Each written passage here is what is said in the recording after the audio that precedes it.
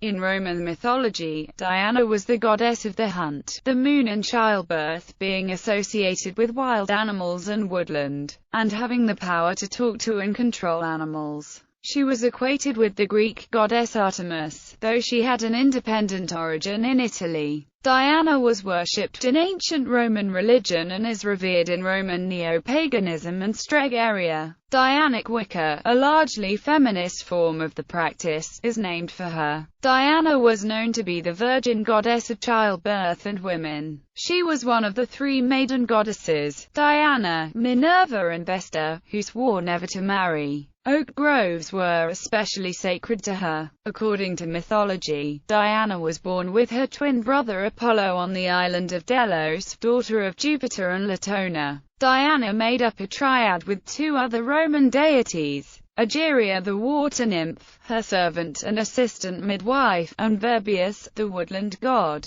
Etymology. Diana is an adjectival form developed from an ancient asterisk divios, corresponding to later divisa, diasa, as in dies fidius, didia, and in the neuter form diam, meaning the sky. It is rooted in Indo-European asterisk dyw, meaning bright sky or daylight, from which also derived the name of Vedic god Dias and the Latin deus, dies, and diurnal. On the tablets of Pylos of Theanum Delta Iota Alpha is supposed as referring to a deity precursor of Artemis. Modern scholars mostly accept the identification. The ancient Latin writers Varro and Cicero considered the etymology of Diana as allied to that of Dis and connected to the shine of the moon. Mythology. The persona of Diana is complex and contains a number of archaic features. According to Georges Dumézil, it falls into a particular subset of celestial gods, referred to in histories of religion as frame gods. Such gods, while keeping the original features of celestial divinities, i.e., transcendent heavenly power and abstention from direct rule in worldly matters,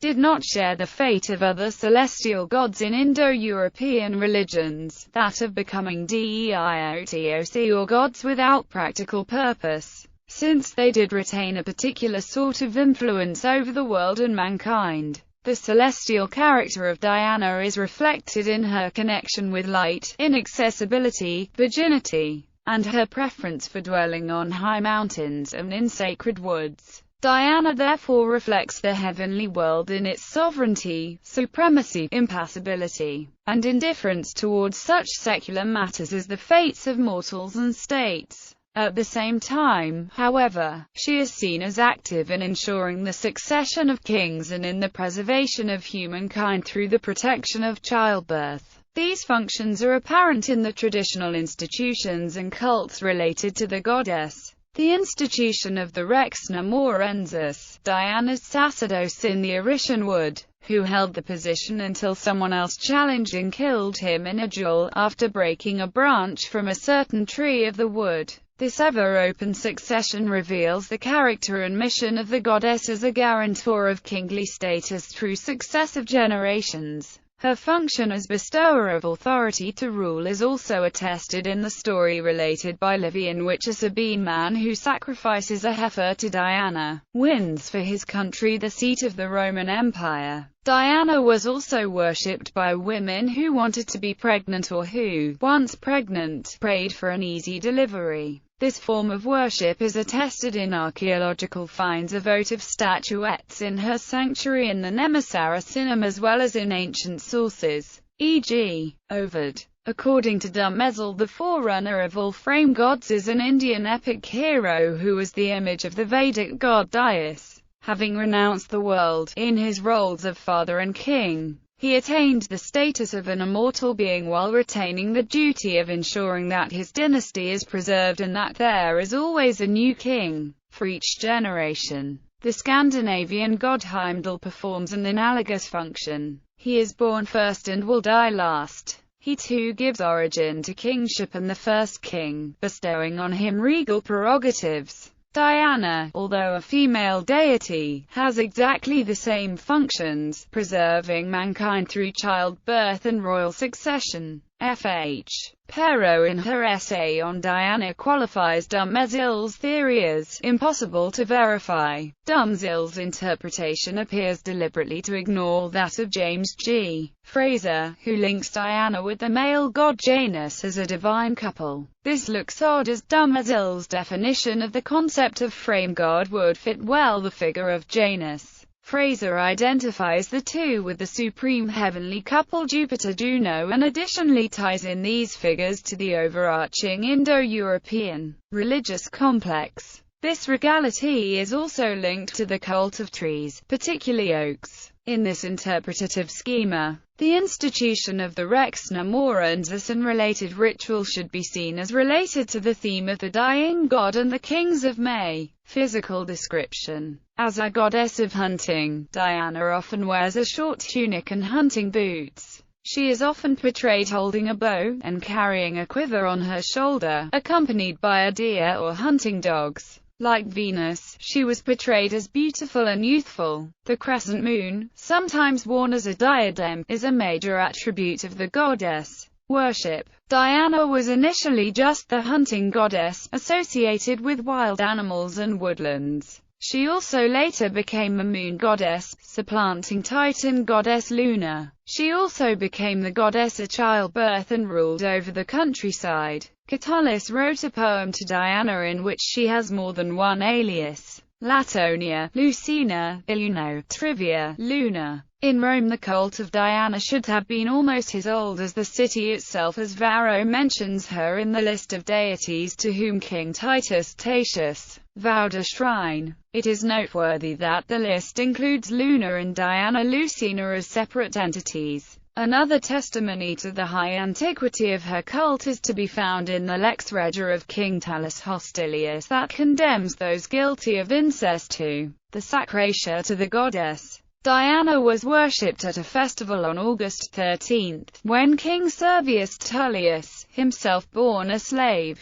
dedicated her temple on the Aventine Hill in the mid-6th century BC. Being placed on the Aventine, and thus outside the Pomerium, meant that Diana's cult essentially remained a foreign one. Like that of Bacchus, she was never officially transferred to Rome as Juno was after the sack of Eri. It seems that her cult originated in Aricia, where her priest, the Rex Namorensis, remained. There the simple open-air fane was held in common by the Latin tribes, which Rome aspired to weld into a league and direct. Diana of the Wood was soon thoroughly Hellenized, a process which culminated with the appearance of Diana beside Apollo in the first Lectistinium at Rome. Diana was regarded with great reverence and was a patroness of lower-class citizens, called plebeians, and slaves. Slaves could receive asylum in her temples. This fact is of difficult interpretation. Georg Wissowa proposed the explanation that it might be because the first slaves of the Romans must have been Latins of the neighboring tribes. However, in Ephesus too there was the same custom of the asylum. According to Françoise-Hélène Perrot's study, historical and archaeological evidence point to the fact that both Diana of the Aventine and Diana Namorensis were the products of the direct or indirect influence of the cult of Artemis spread by the Phocians among the Greek towns of Campania, Cuma and Capua, which in turn passed it over to the Etruscans and the Latins by the 6th and 5th centuries BC. The origin of the ritual of the Rex Namorensis should have to be traced to the legend of Orestes and Iphigenia more than that of Hippolytos. The formation of the Latin League led by Levius Agerius happened under the influence of an alliance with the tyrant of Cuma Aristodemus and is probably connected to the political events at end of the 6th century narrated by Livy and Dionysius, such as the siege of Aricia by Posena's son Aruns. It is remarkable that the composition of this league does not reflect that of the Latin people who took part in the Latia or Ferii Latini given by Pliny, and it has not as its leader the Rex Namorensis but a dictator Latinus. It should thence be considered a political formation and not a traditional society founded on links of blood. It looks as if the confrontation happened between two groups of Etruscans who fought for supremacy, those from Tarquinia, Volci and Caere, and those of Clusium. This is reflected in the legend of the coming of Orestes to Nemi and of the inhumation of his bones in the Roman Forum near the Temple of Saturn. The cult introduced by Orestes at Nemi is apparently that of the Artemis Tauropolis. The literary amplification reveals a confused religious background. Different Artemis were conflated under the epithet. As far as Nemi's Diana is concerned, there are two different versions, by Strabo and Servius Honoratus. Strabo's version looks to be the most authoritative, as he had access to first-hand primary sources on the sanctuaries of Artemis, i.e., the priest of Artemis Artemidoris of Ephesus. The meaning of Tauropolis denotes an Asiatic goddess with lunar attributes, lady of the herds. The only possible interpretation Greek or of high antiquity concerning Diana no Morensis could have been the one based upon this ancient aspect of deity, of light, master of wildlife. Tauropolis is an ancient epithet attached to Hecate, Artemis, and even Athena. According to the legend, Orestes founded Nemi together with Iphigenia. At Cuma, the Sibyl is the priestess of both Phoebus and Trivia. Hesiod and Stesichorus tell the story according to which after her death Iphigenia was divinized under the name of Hecate. Fact which would support the assumption that Artemis Tauropolis had a real ancient alliance with the heroine, who was her priestess in Tauride and her human paragon. This religious complex is in turn supported by the triple statue of Artemis Hecate, a coin minted by P. Acolius Larascolis in 43 BC has been acknowledged as representing the archaic statue of Diana no Morensis. It represents Artemis with the bow at one extremity, Luna Selene with flowers at the other, and a central deity not immediately identifiable, all united by a horizontal bar. The iconographical analysis allows the dating of this image to the 6th century, at which time there are Etruscan models. Two heads found in the sanctuary and the Roman theatre at Nemi, which have a hollow on their back, lend support to this interpretation of an archaic Diana Trivia, in whom three different elements are associated. The presence of a Hellenized Diana at Nemi should be related to the presence of the cult in Campania, as Diana Tifatina was a Pell Trivia in an Imperial Age inscription which mentions a Flameng verbialized dedicated by Equest c. Octavius Verus. Cuma too had a cult of Athonic Hecate and certainly had strict contacts with Latium. The theological complex present in Diana looks very elaborated and certainly Hellenic, while an analogous Latin concept of Diana Trivia seems uncertain, as Latin sources reflect a Hellenized character of the goddess. Diana was one of the triple goddess, the same goddess being called Luna in heaven, Diana on earth, and Proserpina in hell. Michael Drayton praises the triple Diana in poem The Man in the Moon. So these great three most powerful of the rest, Phoebe, Diana, Hecate, tell her sovereignty in heaven, in earth and hell. Though some Roman patrons ordered marble replicas of the specifically Anatolian Diana of Ephesus, where the temple of Artemis stood, Diana was usually depicted for educated Romans in her Greek guise. If she is accompanied by a deer, as in the Diana of Versailles, this is because Diana was the patroness of hunting.